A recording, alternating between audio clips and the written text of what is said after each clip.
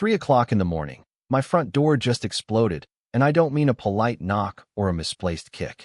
I mean 4 grown men, kitted out in what looked like dollar store police gear, screaming, HOA enforcement, like they were kicking down the door on a TV show. They thought they were about to scare some quiet family into paying up. Huge mistake. Because what they didn't know is that my 17-year-old son had skills you only get from growing up with a Navy SEAL uncle and a paranoid father. By sunrise, their world would come crashing down. Never underestimate a father protecting his family. Ever been pushed so far you had no choice but to fight back? Let me know below. Looking back, I used to think this all started with a stupid parking ticket. Yeah, let me back up for a sec.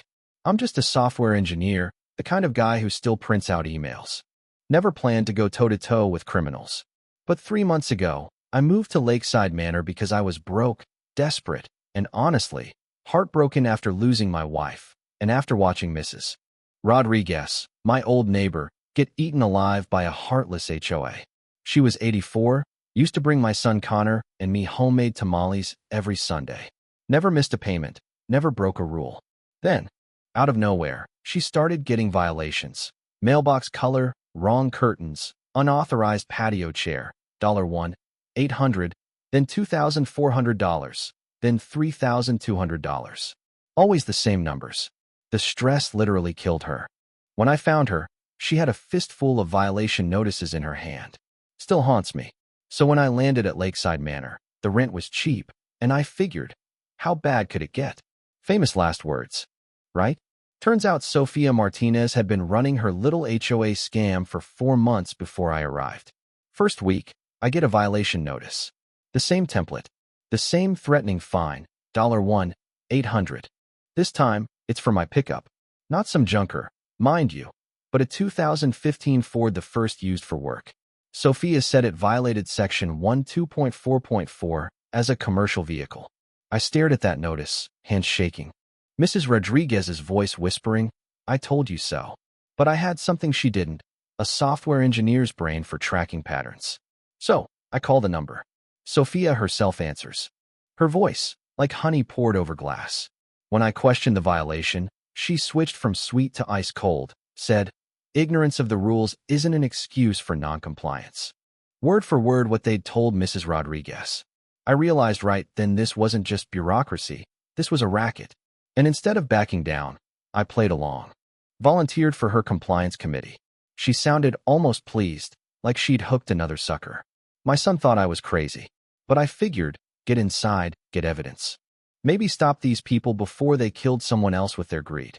So there I was, next day, filing violations in an office tucked between a nail salon and a tax service. Not exactly the fortress of legitimate governance. Every violation was a copy of mine. Same language, same targets, single parents, elderly, anyone vulnerable. But my lucky break was Elena Vasquez, the 78-year-old part-time secretary. Sweet, scatterbrained, wore glasses thicker than soda bottles. She gave me access to files, no questions asked. What I found made my blood run cold. Bank statements, payment mismatches, and a revenue projections spreadsheet targeting the vulnerable. In 4 months, Sofia stole $23,000. In 2 years, she'd pulled similar stunts in other towns, walking away with $40,000 at a time. Connor, my tech-savvy kid, helped me back up everything, taught me to record calls, store files in the cloud. The real twist? A community barbecue that weekend. Danny Rodriguez, Sofia's so-called enforcement coordinator and wannabe tough guy, decided to drunkenly brag about their operation right into my hidden phone. We pick easy targets, single moms, old folks, slap on fines, escalate, collect easy money. He even pointed out Officer Garcia, his police buddy, saying he kept things quiet. That audio was gold. When Connor suggested calling the police, I remembered Garcia's name and thought better of it. Instead, I called Uncle Mike, my late wife's brother, ex-Navy SEAL, our family strategist. Mike listened to the recording and said, "This is federal fraud. You need more evidence, and you need to be ready. They might come after you." For a week, I gathered paperwork. Elena kept giving me access, worried by the volume of violations. The clincher was when she nervously told me Sofia was planning a compliance inspection at night. The subtext, Intimidation, maybe worse. That night, I called Mike again. He was blunt. They're escalating. They could come for you. I learned Connor had been quietly trained by Mike. Firearm safety, home defense, staying calm under pressure.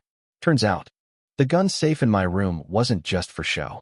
When Elena called, whispering that Sophia and Danny planned something at 3 a.m., my stomach dropped. Connor looked at me. No fear, just readiness. Dad, what's our plan? I couldn't run. I had to see this through, not just for us, but for everyone they'd targeted. So, we spent the night prepping. Connor checked cameras, charged his phone, made sure everything was backed up. I double-checked the landline and the safe.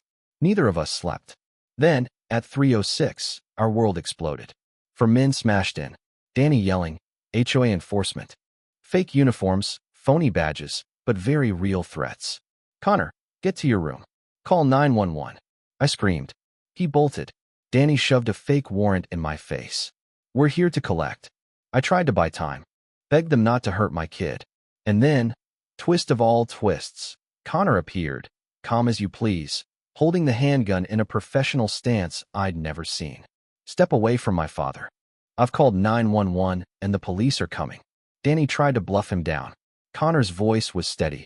I've been trained by a Navy SEAL. If you come closer, I will disable you and hold you until the police arrive. The room changed in an instant. Danny's muscle started backing off. But Danny, in a final act of stupidity, lunged. The shot rang out, loud. Sharp, final. Danny collapsed, shot in the leg, screaming.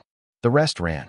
Connor kept Danny covered until police, real police, arrived, sirens blaring, neighbors already on the phone. That moment, Connor standing there, was when I realized he'd become more of a man than I'd ever imagined. When the detective reviewed our security footage, she shook her head. This is the clearest case of fraud and breaking and entering I've seen. The evidence was overwhelming. Fake uniforms from the internet, phony warrants, and recordings tying Officer Garcia to the scam.